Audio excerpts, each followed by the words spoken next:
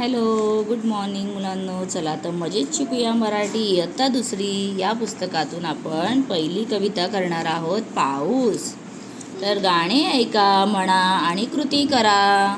चित्र पहा, सांगा, ऐका, चित्रात दाखवा. आता काय करायचं आपल्याला, म्हणत म्हणत चित्रात पाहायचं पण आहे. काय काय दिलंय ते. चला आपण आता सुरुवात करूया. आभाळ वाजलं धडामधूम. तर आभाळ कसं वाजलं, धडामधूम. वारा सुटला सु सु सुम.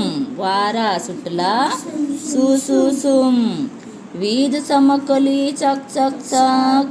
वीज कशी चमकते, चक चक. जिकडे तिकडे लख लख लख. अगदी वीज चमकली की कसं लाईटनिंग होतं ना, एकदम उजेड सगळीकडे. रात्रीच्या वेळी अंधारात एकदम असं वाटतं कोणी फ्लॅश मारलेला आहे. पाऊस आला धो धो धो. कसा आला पाऊस, जोराचा अगदी धो धो. पाणी वाहिलं सो सो सो. पाण्यात बोट सोडली सोडली. तर आता पाणी जेव्हा वाहत होतं सो सो, त्याच्यामध्ये काय सोडली, बोट. बघा इथे किती बोट आहेत. आणि बोट कशाची बनवतात, हो आपण कागदाची बोट बनवतो. हातभर जाऊन बुडली बुडली. आणि बोट काय झाली, थोडा पुढे गेली आणि इथे बुडली पाण्यामध्ये. बघा पाण्यात बुडली नाही. बोटीवर बसला बेडूक बेडूक. आणि या बोटीवर कोण बसलाय, बेडूक. तो ओरडला डरावडूक डरावडूक. आणि कसा ओरडतो बेडूक, बेडूक म्हणतो डरावडूक. ओके. आणि बघा बेडकाचे डोळे कसे आहेत, अगदी मोठे मोठे बटबटीत. आणि ही मुलं किती आनंदाने पावसाची मज्जा करतायत, खेळतायत आणि बोटी बनवतायत.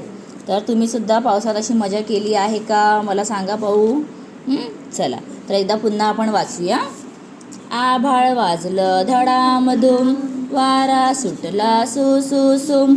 वीज चमकली चक चक चक. जिकडे तिकडे लख लख लख. पाऊस आला धो धो धो. पाणी वाहिलं सो सो सो. पाण्यात बोट सोडली सोडली. हातभर जाऊन बुडली बुडली. बोटीवर बसला बेडूक बेडूक. तो ओरडला डरावडूक डरावडूक. तर ही कविता, एवढी छान छान कविता कोणी लिहिली आहे आपल्यासाठी, सरिता पदखी यांनी ही कविता लिहिलेली आहे. तर तुम्हाला ही आवडली का, मला कमेंट करून सांगा. चला तर आपण ह्याची थोडीशी प्रश्नांची उत्तरं पाहूया.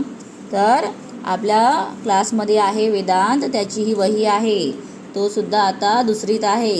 तर त्याने लिहिलेली प्रश्नांची उत्तरं पाहूया. तर इथे दिलेत, रिकाम्या जागा भरा.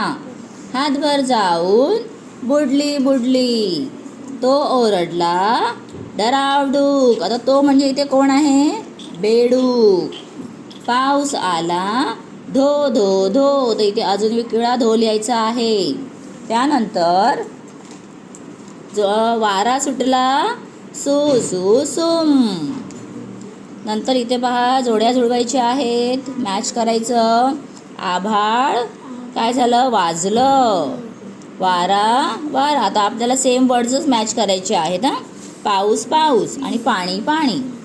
एकसारखे दिसणारे शब्द त्याला जोडायचं होतं. आता पुढे काय आहे, पुढे काय दिलेलं आहे पहा, एका वाक्यात उत्तर. तर आभाळ कसे वाजले, आभाळ धडामधूम वाजले. वीज कशी चमकली, पेन्सिल दे बाळा. वीज कशी चमकली, वीज चक चक चक चमकली. तर इथे किती वेळा दिलंय, 3 वेळा दिलंय. तर आपण पण चक चक चक 3 वेळा लिहायचं.